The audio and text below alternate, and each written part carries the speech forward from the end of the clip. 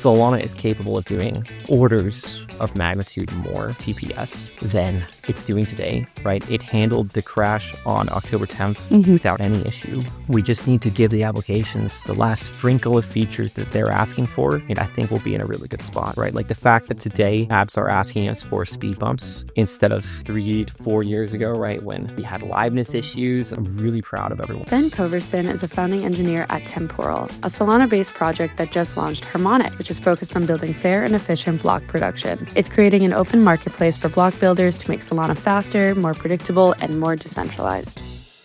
Harmonic is kind of comparable to bringing Solana closer to being an on-chain Nasdaq. Or what did you mean by that? You want to give applications the rules they want, and you want to do it at millions and millions and millions of TPS, right? And now you can have multiple block builders, right, that are all competing to give these applications the best experience. This episode is part of our Solana Sessions campaign, diving into founders and builders within the Solana ecosystem.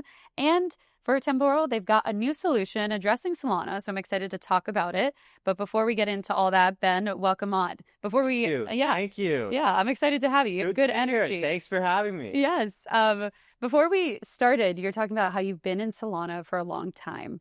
And I feel like a lot of people in Solana are very battle tested, probably because you guys chose pain, and then you ran through it, and now things are on the other side and probably better, right? So kind of give us a little background on how you even found Solana and what made you stick with it, and then we'll get into everything else. Cool. Yeah, makes sense. So, I was in school pretty recently, right? Actually didn't even end up graduating, just dropped out. But like during my time in school, right? So I worked at 2 HFT firms, just summer internships. They were called Acuna Capital, which maybe you've heard of, the big options market maker. They did some crypto stuff. I was there just this summer of 2021. And then the next summer after that was at Citadel Securities, which is just like the market making branch of Citadel. So think, a lot of high frequency trading, right? Yeah. Really in love with those problems, right? Because my background's all math and CS, right? And trading is just kind of one of the hardest competitions in the world. And it's just the aggregate of everyone's math and CS skills and the whole in the entire firm against a bunch of the smartest people on the planet, right? And you're just there every day. You're trying to basically beat the best of the best. And I did see that the centralized markets, right, and centralized exchanges in general, did still have a lot of issues, right? And so I'd always kind of been interested in, crypto and DeFi and things like that. So during my time at Acuna, actually, this is way back in 2021, I actually started using Solana a lot more. And I remember the first time I sent a Solana transaction. Yeah. And it was just fast, right? It was really, really fast. It was it was faster than a lot of It's refreshing. It's fast. It was faster than a lot of centralized applications. So I'm like, whoa, this thing actually might work, right? And probably a few weeks later, I sent a transaction on one of the first decentralized order books. We're not going to say its name, but sure, okay. It was really fast, right? Okay, and that was kind of the moment where I'm like, okay, markets might actually work on a blockchain, right? And there's obviously a lot of problems, which we can talk about a bit later. But that was kind of the moment where I'm like, this is probably gonna work, or this could actually work. Yeah. And so it was Solana specifically, not other chains. Yeah. I mean, look, there was ETH, there was Bitcoin, right? Bitcoin, there's those smart contracts, there's no ETH. People were trying to make that stuff, and obviously a ton of respect for their community over there, right? The Solana transactions were faster, right? Significantly faster, right? Fast enough that I'm like, okay, markets could probably work here. Yeah. Right. What was the transaction that you did, the first one? Do you remember? Oh yeah, I mean, I just sent Sol to another wallet. That was it. It was just to a friend's wallet. So you had Solana. You had it. Yeah. I mean, yeah, I had a little bit, right? It was it was still my college days, right? So, we were still very much, yeah, so kind of month to month at that point. But right. yeah, had some extra cash from HFT that I could just throw around a bit, have some fun with. Okay. And so you dropped out of college and then you launched Temporal, or you worked at these two firms and then you launched Temporal. What made you decide to kind of leave like these big entities and then go into the startup world and do this? Yeah, look, so I mean, I think like for one, right, there was just kind of like divergence between what I wanted to do and what like people were doing at these big HFT firms, right? Like obviously at these firms, right, I did very like TradFi focused stuff, think like options, equities, stuff like that, right? I was always really interested in crypto at heart, right? And there was a little bit of that going on, right? But like it wasn't like, DeFi native, like adoptive, let's build apps on DeFi, let's trade on DeFi, right? Like as soon as I really started to experiment with DeFi more, I'm like, this is so cool. This is fascinating, right? Yeah. There's so many criticisms, right? Like I always hear rumors, swirling around, X firm is getting like colo preference to like this exchange, or, oh, they gave this firm like 500 WebSockets, right? There was just a lot of these like, he said, she said games, nothing was really verifiable, right? A lot of firms would be accusing each other of, at different times, doing different things, right? And, like I think when I realized that DeFi could actually be fast enough, right? I'm like, okay, like we can build this all so it's trustless, transparent, verifiable, right? A lot of these problems that exist in TradFi today go away, right? We also are cutting out the exchange fees, right? At least to my knowledge, the fastest way to actually buy Bitcoin right now is as a retail trader. I'll say the cheapest way to buy Bitcoin is if you're on any centralized exchange, right? Especially as like a US citizen, if you're on any centralized exchange, send your stables to Solana, swap to like CBBTC, send the CBBTC back to Coinbase. CBT what? CBBTC. So that's the Coinbase is wrapped. Oh, right. Yeah. Okay. So you can buy CBBTC on Solana. Yeah. Really, really cheap because you have like 2, 3, 4 of these really sophisticated prop AMMs that are all just kind of, we can talk more about those later, but these guys are all kind of competing spreads down, really, really tight. And then there's no fee on top of that, right? So I can buy Bitcoin for, the average fill is maybe like a BIP or two on Solana, right? Versus like on Coinbase, I'm paying like a insane retail. Was that like an arbitrage opportunity, or is just like? Well, so I wouldn't say it's arbitrage, right? Because sure, I can buy it for cheap, but then I got to sell it immediately for a better price for it to be arbitrage, right? Or like I have to have, some edge in the case of, And I guess bringing it back to Coinbase, for example, isn't necessarily, right. Yeah. So I'll get, as like a retail participant, right? I'll probably pay like a spread that's like 1 or 2 bips, right? There's a bunch of market makers fiercely competing, so spreads are really, really tight on those pairs, right?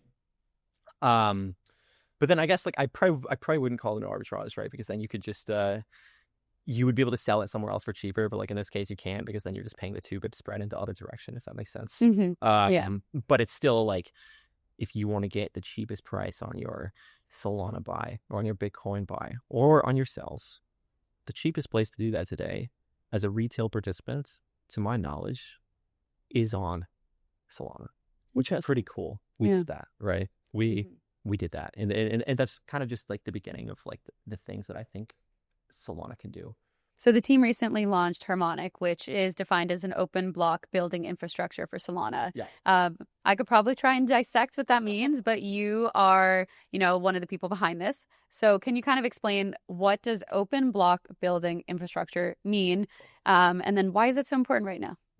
Yeah, cool. So, I mean, every transaction that is sent on the entire Solana network, every single trade, all of those really, really good fills that we were just talking about, right? All of the little liquidations, the transfers, all of this stuff on the borrow lens, and on just the network in general. Like these all get sequenced by validators, right? So quick primer on how like the backbone of Solana works. You kind of have a bunch of validators. These guys are all over the world. They kind of like trade off building blocks, and some of them have these sequencing rules, some of them have those sequencing rules, right? And like as a retail participant or like a trading app or like a Jupiter or like someone like this, right, or like a fan of like any of these guys, right? Like these guys are all sending transactions to the network, right? And there's probably a certain set of properties that they want these transactions to have in terms of how they're sequenced, right? But like right now, it's like kind of messy. Right? Yeah. There's a lot of different validators. It's just like kind of messy, right? Yeah. And there's a lot of features they want. Like ACE. ACE is one that I think a lot of apps really want, right? What's ACE? This is kind of the ability for apps. It stands for Application Controlled Execution. Okay. And this is kind of the ability for apps to be able to basically say, hey, when you, as the block builder, when you receive my transaction, I want you to do this with it, right? And so like one like simple example, right, is like a lot of centralized exchanges and, like Hyperliquid, I think even, and a lot of folks like this, they have like speed bumps for like some of the taker transactions, right? And it can be argued, right, that these taker speed bumps will result in tighter spreads, right? Now, I'm not here to make that argument, right? But like there's a lot of exchanges that hold that view and thus state that that's how they want their transaction sequence. And in Solana today, you can't do that, right?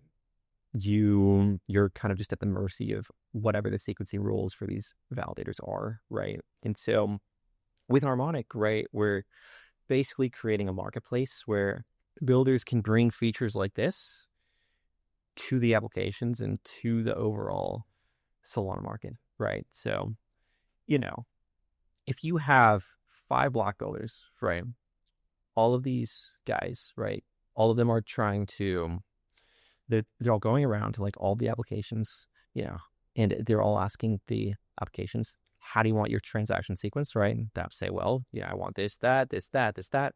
Block builders will all go implement these rules, right? And then they'll basically compete on throughput, on speed, and on efficiency, right? And the result of this is Solana network, right? The sequencing, I think, will get a lot more predictable for applications, right? So like, it's not like every builder is going to be completely different. Like it's not going to be like completely segmented, right? There's going to be some baseline set of rules that all of the builders have to say, like, hey, if I want my transactions sequenced like this, like if I want a speed bump here, every builder has to do the speed bump, right? But then beyond that, right, I think there are a lot of more niche features that each individual builder will be able to compete on, and each individual builder will, work out kind of what these features look like with their applications. So is it kind of like a standard then as well across the board with all these different builders? Yeah, so because they have to abide by it for each other. Yeah, so a lot of it is definitely going to be standardized, right? And like the reason that we want there to be like some standardized interface is because if we don't, we kind of go back to the same problem we had originally, right? Is you have hundreds of validators all over the world, all of them are running different sequencing rules, right? Nobody really knows how to send their transaction at any particular point in time, and we've kind of tried to solve this problem with our other products, such as Nizomi, right? Whose sole goal is landing these transactions really fast. And look, I mean, candidly, it's hard, right? It is hard, yeah. You have so many different validators, again, all over the world, all with different rules.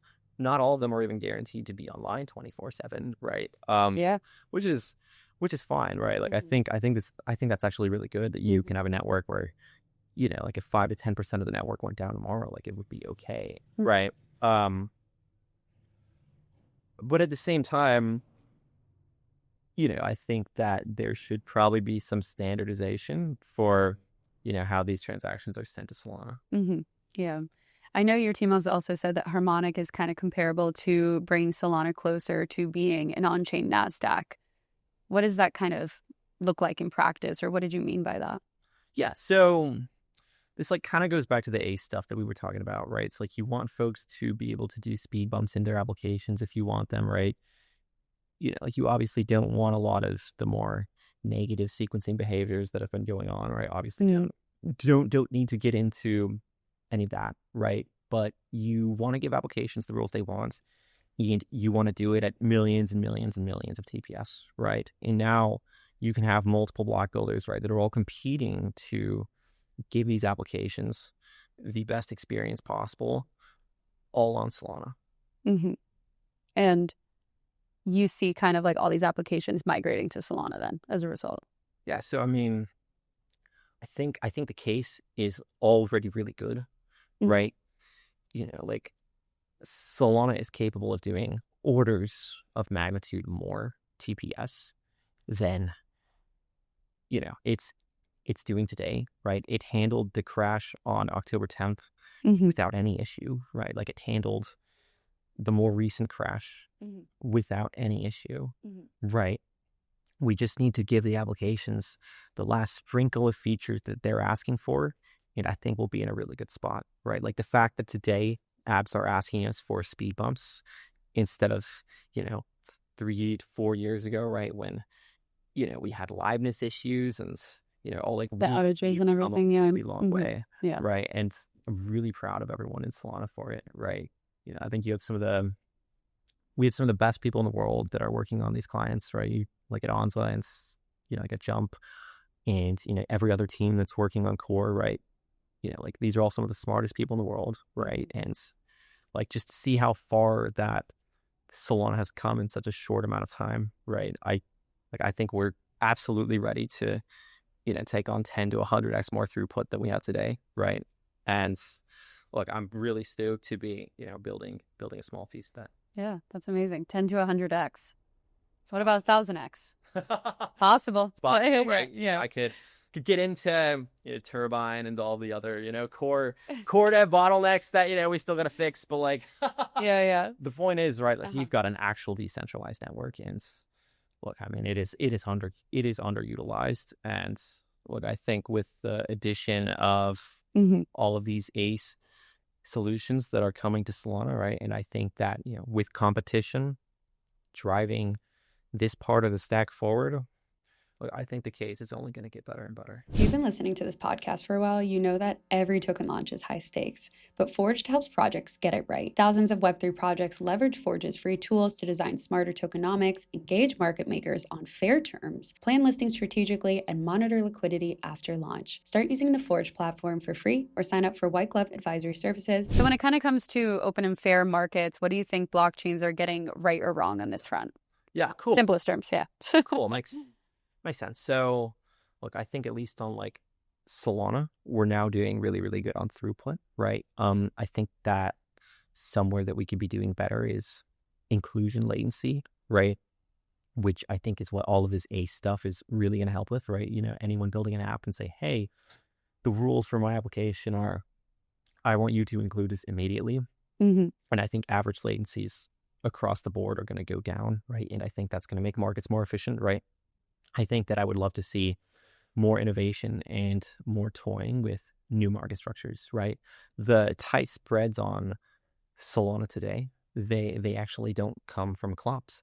They come from these things called prop AMMs, right? And you can kind of think of it like, like each of them has their own liquidity curve, right? And they're all competing to give the best price for any amount that you can swap, right? And the intuition for this is, live or on-chain is as live as you can get, as low latency as you can get, right? So these guys run their logic on-chain, and that allows them to react to market conditions faster, right? And, overall, quote, tighter spreads. Yeah. Who's your main relationship with? Is it builders, or are you marketing this to, like, I would imagine it's builders, right? Yeah, so... Not like external enterprise businesses or institutions or anything like that yet. Yeah, so there's going to be a few components, right? Builders, we obviously want to make the system stable and fast and, performance. And each builder is kind of going to have their own unique ways of building blocks, right? And I guess one part that I didn't even get into yet is that, like, not only can we sequence applications the way the applications want to be sequenced, when you have this many builders that are all competing to build blocks, like, you're guaranteed to get tricks that are going to make these blocks more valuable, right? And they will increase revenue for the chain, right? Revenue is going to go up, right? Like when you have all of these guys competing to give validators the best blocks, revenue of the chain is going to go up, right? And like the builders make some money from this, right? But it's obviously got to be done in a way that's non-toxic to applications, right? So like there's many ways that you can build blocks that are pretty toxic to applications, right? And probably doesn't make sense to get into what those, block packing methods are, or like what they look like. But it's like important to kind of state that like this exists and that we don't want these things happening in our system, right? Because we also, to your question, we consider the applications to actually be one of our biggest customers as well, right? And then there's also the validators, right? Because the validators are the ones that, actually receive these blocks, right? And like fee for the system obviously comes out of like the validators rewards, right? And so like we obviously have to make validators more money than they're making today. But I do consider at the end of the day that the applications are, they're probably the ultimate customers of this product, right? Like all of the revenue on Solana, right? Like it comes from the applications and it comes from their users, right? Like it's applications and users that are paying a fee, and in return, they are getting a service for some application, right? And that ultimately drives Solana as a chain, and it drives all of its revenue, right? And this can be anything from like retail users that are just swapping on chain to the institutional players that are now coming in, swapping these massive clips all on chain on these prop AMMs, getting really good fills, right? Institutions that are depositing into decentralized borrow-lend platforms that are, eyeing all these new stable coins that are popping up, right? Like these guys, right?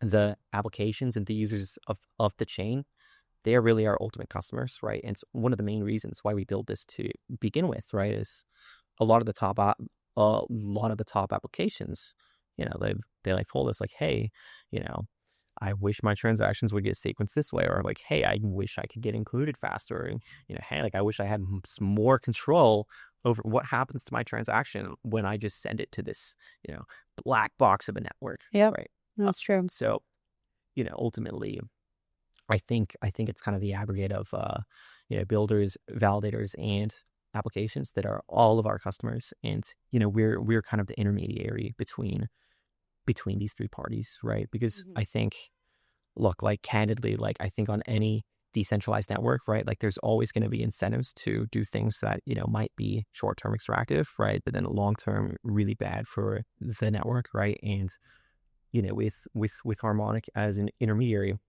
we can earn validators the highest rewards, but we can do it in a way that is healthy and that makes Solana stronger and that makes Solana faster, right? Like I'm talking in the future, these guys are going to be able to put out 1 million TPS blocks, right? 1 million TPS of ACE, right? A lot of the infrastructure to do this already exists, right? Like Onza and Jump have been doing insanely good work, right?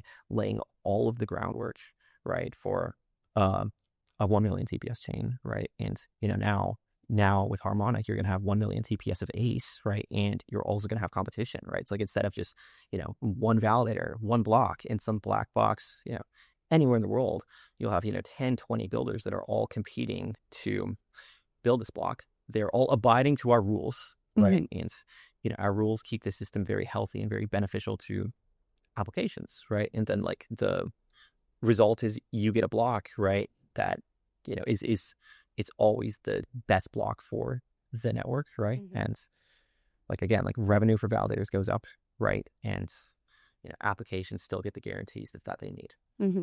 When it comes to like 1 million transactions per second, when we hit that landmark, or I guess milestone, that should then be the standard, right? So then what are some of the other like metrics or goals that you think are important to these apps and builders today? Yeah, look, like when I look at kind of like the network as a whole, right, and what metrics I, want to, or like in what metrics I want to see Solana as a network win, right? Like I think revenue is obviously like one of the main ones, right? And like this doesn't just mean fees paid to the chain, right? It means fees paid to applications, right? It's like basically just, to me, in my mind, means value that is being generated on Solana, either by Solana itself or by applications that are built on top of Solana, right? So again, with kind of this framing as applications are your ultimate customers at the end of the day, right? I'm really just excited to give applications what they want, right? I think a large amount of my time is really just going to be going to the customers, improving the product, going to the customers, improving the product, right? And, like we obviously consider the validators and like the builders are customers too. Very, very, very important, right? But at the end of the day, all of the revenue is coming from the apps and their users, right? Solana as a blockchain, right, is a protocol that is, oriented to, both your biggest institutions in the world, right, and your tiniest retail user. Right. And it's like at the end of the day, if we're not giving them the best services as a chain and, with our infrastructure, right, and we are not, we are not the best platform for them to build their apps, right, I don't expect them to build here, right? So I am just excited to go all around, right, to all of these apps, right, ask them, what do you need, right, and we will build that for them, right? Yeah. Like this entire system, we decided to build as a result of our conversations with various of the top applications on Solana. And with these applications, are they mostly like trading focused, or is there like other categories that you guys have been like tapping into and talking to? Yeah, so look, I think trading is obviously a big one. Right? Yeah, for sure. Yeah. Trading is definitely one of the bigger categories there, right? Because those are just more sensitive to, really low latency stuff or just any kind of sequencing shenanigans, right? Milliseconds matter for those guys. But I also think there's a lot of other protocols where, fast inclusion into like maybe some kind of application controlled execution is valuable, right? For example, what if you're a borrow lend that has billions of dollars in TVL, right? And you want to create some rule that says, hey, when times get really tough, my liquidator transactions, they need to land, right? Like at any cost, my liquidator transactions, they have to land, right? That's probably pretty important, right? I guess perps probably counts as trading. It's like another really big category, and it's not just trading, which is why I mentioned it again, right? Like one of the hardest things you have to do when you're building perp DEX is that you need a risk engine, right? And like again, part of that risk engine involves probably some kind of borrow lend mechanism, probably probably some kind of liquidation mechanism, right? And you need to know that when times get tough, right, you've got a whole marketplace of builders that can sequence these transactions, millions of TPS, right, that they will adhere to your rules, right, of including the really important transactions, like the perps liquidation transactions, right, like all of these things that really, really need to be included, right? And like the apps, there's like obviously some costs, right, incurred by the apps for like getting these guarantees, right? Validators are never going to do anything for free, right? But Harmonic is really that intermediary, right, between the apps and the validators, right, that kind of brokers this relationship between apps and validators and aligns incentives in a way that, again, when times get tough, the applications know that they have a sequencing layer that they can count on to, keep their protocol solvent, rather than to, do some of the more negative things that I think are, possible to do in a world where you have decentralized sequencing, right? And I also think Harmonic is just one of the first steps to like solving this problem, right? I think far, far, far in the future where we're going to get things like shorter slot times, multiple concurrent proposers, right? I think all of these are also really good ideas, and it's like at the very least they have phenomenal intentions, right? I think that we all see that if this is the network, then in the future is going to have, trillions and then, like quadrillions, like of value, like on the chain, right? Yeah. I was going to ask you, like, what do you think is the best case outcome then after all of this? Like with apps in mind, for those on top of Solana, like what would you say is like a milestone of success? Yeah, look, I think if I can go to, I don't know, like the top 10, 20 apps by volume, right? And like they can all tell me that they have no issues whatsoever with the process for landing transactions on the chain, with, ACE, with like their transactions being sequenced how they want them to be sequenced, right? I think that's a really huge win, right? I think another thing that's going to be really important to us is seeing spreads get tighter on chain, right? We have all these prop AMMs that are ferociously competing spreads down. We have routers like Jupiter and DFlow that are, relentlessly working 24 hours just to squeeze a few bips better fills for their users, right? That's how efficient fills already are on Solana, right? So we're going to be looking at fills, right? How good the fills are. We're going to be looking at depth of liquidity in Solana. We're going to be looking at, how happy are applications, right? And then like the long run of things, right? Like our ultimate goal, right, is, 100x the number of users on Solana, right? And again, we are just a really, really small piece of this, right? This is a joint effort by like the aggregate of every single good team on Solana, right? But look, we want to play our part in getting Solana, to like this 100x, 1000x, like in terms of all of its users, right? Like we have a lot. What do you think is like the timeline to that? The 100x, 1000x, yeah. Give us a prediction.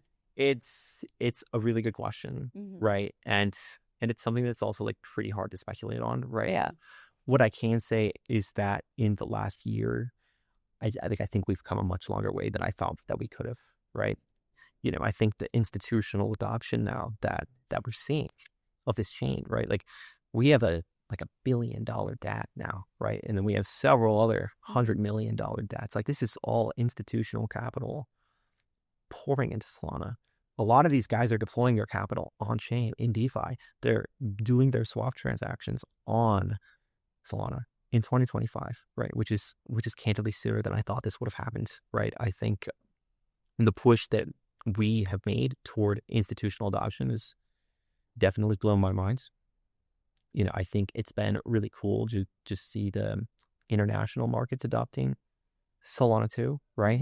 Like I think that we've come a long way into Asian markets as well. As a lot of Asian institutional and Asian retail capital, right, heading towards Solana now, right? So it's hard to say when we'll hit that 100x point, right? But look, like if we keep accelerating at the rate that we're accelerating right now, like I think I'll get to live to see it. Okay. Last thing, Ben, can you leave us with a piece of advice, something that you carried with you throughout your time in this space?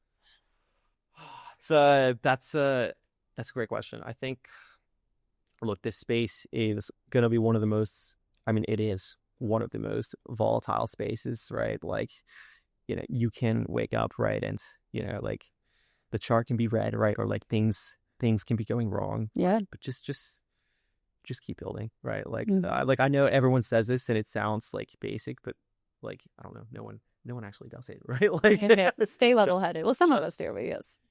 Just keep building, right? Don't get caught up in the charts or anything like that. Like at the end of the day, like if you're building a good product and if there's genuine demand for that good product, then you will win. Awesome. Amazing. Well, Ben, thank you so much for coming on today and congrats on the launch. Thank you. Appreciate you having me.